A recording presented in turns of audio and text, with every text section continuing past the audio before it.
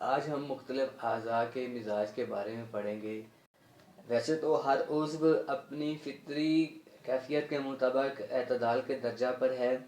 اس کی سب سے بڑی وجہ یہ ہے کہ اللہ تعالیٰ نے ہر عضو کو ایک مزاج دیا ہے۔ مثال کے طور پہ جگر کا مزاج جو اللہ تعالیٰ نے دیا ہے وہ اس کے اندر پیدا ہونے والے انزائم کے لیے بہت معتدل اور آئیڈیل ہے۔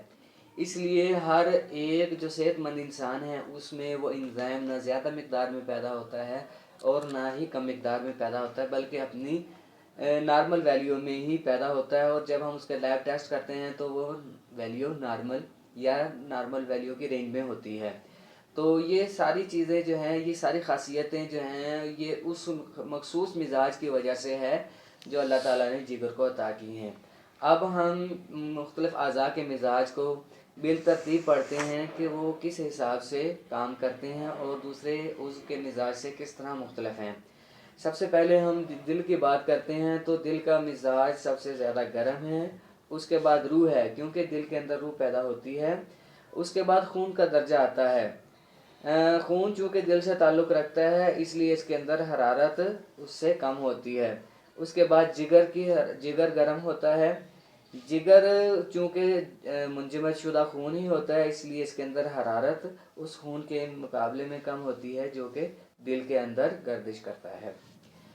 اس کے بعد گوشت حرارت میں کم ہوتے ہیں، اس کی وجہ یہ ہے کہ اس کے اندر اعصاب، رباط اور جھلیاں وغیرہ ہوتی ہیں، جس کی وجہ سے اس کا مزاج جگر کے مقابلے میں کم گرم ہوتا ہے۔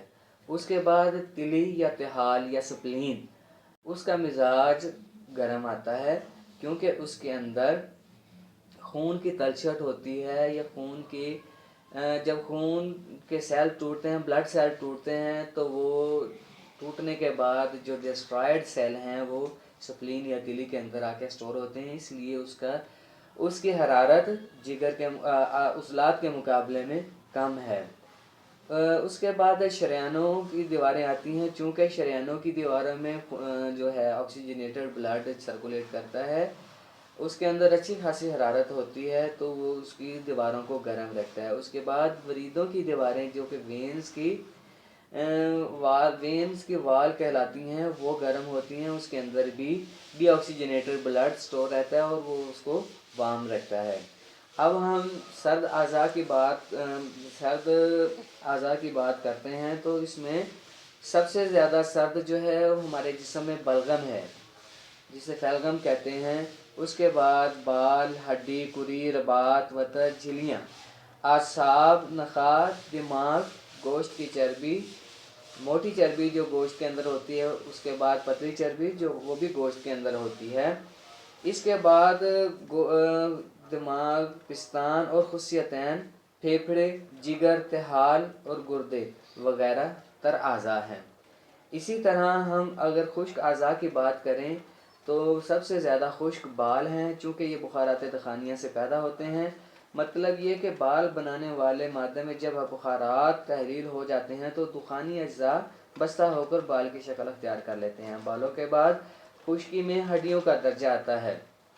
ہڈی کے بعد کری خشک ہوتی ہے، اور اس کے بعد رباط، وتر، غشا، شرائن، اوردہ، عصب حرکت اور عصب حس اور جلد وغیرہ یہ سرد و خشک اعضاء میں شامل ہیں۔ اب ہم آپ کو ایک اور مثال دیتے ہیں۔ ہڈی چونکہ سرد ہوتی ہے، ہڈی کا مزاج سرد ہوتا ہے، تو سردیوں کے موسم میں جن کو جوائنٹس کا یا بونز کا پرابلم ہوتا ہے وہ سردی سے زیادہ افیکٹ ہوتے ہیں، تو یہ ہڈیوں کے سرد ہونے کی سب سے بڑی دلیل ہے۔ اسی طرح اگر ہم مزید اس کو کول ٹیمپرامنٹ دیتے ہیں، جس کو جوائنٹ اور بونز کا پرابلم ہے، مزید اس کو کول ٹیمپرامنٹ دیتے ہیں تو وہ اسٹف جوائنٹ کا شکار ہو جاتا ہے، یا اس کے جوڑ آپس میں بندھ جاتے ہیں، وہ اموبلائز ہو جاتا ہے۔ تو اللہ تعالیٰ نے ہڈی کے مزاج کو سردی اس حد تک دی ہے کہ وہ موسمی کیفیات کو برداشت کرتے ہوئے انسان کو موبلائز کرتی رہے یا متحرک کرتی رہے۔ اسی طرح سردیوں کے موسم میں پھیپھڑوں کے امراض مثلا دمہ، نمونیا وغیرہ کے مریض جو ہیں وہ زیادہ افیکٹ ہوتے ہیں، کیونکہ پھیپھڑوں کا مزاج تر ہے اور تر سرد ہے، بلغم کی زیادتی ہو جاتی ہے موسمی کیفیات کی وجہ سے، تو وہ لوگ بھی سردی سے زیادہ متاثر ہوتے ہیں۔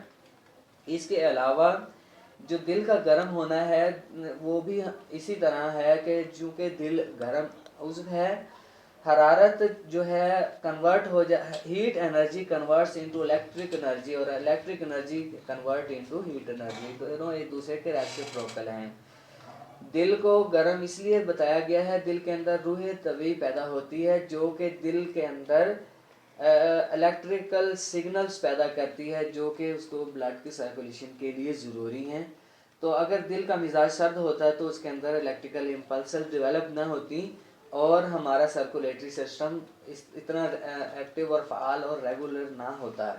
اس لیے بولی سینا کے مطابق، بولی سینا کے نظریے کے مطابق، انہوں نے جن اعضاء کے بارے میں جو ہمیں کیٹیگرائزیشن بتائی ہے کہ ان کی گرمی، سردی، تری، خشکی، وہ انوائرمنٹ کے حساب سے بتائی ہے کہ کون سا عضو انوائرمنٹ سے کیسے متاثر ہوتا ہے اور پھر اس کی انٹائر سچویشنز کیسے چینج ہوتی ہیں۔ تو یہ ساری چیزیں جو ہیں یہ ابن سینا نے آج سے ہزاروں سال پہلے بتا دی ہیں، تو یہ اتنی اپلیکیبل آج ہیں جتنی کہ آج سے پہلے جب انہوں نے ان تھیوریز کو جو ہے ایجاد کیا، اس وقت اس فلسفے کو ایجاد کیا، اس وقت جیسے جیسے وہ اپلائی کرتے تھے ہیومن باڈی پہ ویسے ہی آج کے دور میں بھی اپلائی کیا جائے، کیونکہ ہیومن باڈی وہی ہے جو آج سے پہلے تھی، اس دور میں تھی جو بولی سینا کا دور ہے، اور وہی ہیومن باڈی آج ہے۔ تو ہم ان کو مزید جتنی ہم ڈیپ سٹڈی کریں گے، ہم اس کی جو ہے نا علمی وسعت اور اس کی حقیقی روشنائی سے آگاہ ہوتے چلے جائیں گے۔ اس لیے ہمیں تعصب سے کام نہیں لینا چاہیے، اس تھیوری کو ایز اے تھیوری لینا چاہیے تاکہ ہم انسانی جسم کو، انسان کو مسائل سے، پریشانیوں سے نکالنے کے لیے معاون اور مددگار ثابت ہوں۔ تعصب اور توہم پرستی سے ہم ایسا کام نہیں کر سکتے جو اللہ کی مخلوق کے لیے بہتر ہو۔ اس لیے ان اعضاء کے مزاج کو اس طرح سٹڈی کرنا چاہیے جس طرح کہ ان کے فاؤنڈر نے ہمیں بتایا ہے۔ امید کرتے ہیں آج جو ہے آپ نے مزاج کے متعلق جو بھی سیکھا ہے وہ اس کو اپلائی کرنے کی کوشش کریں گے۔ Thank you.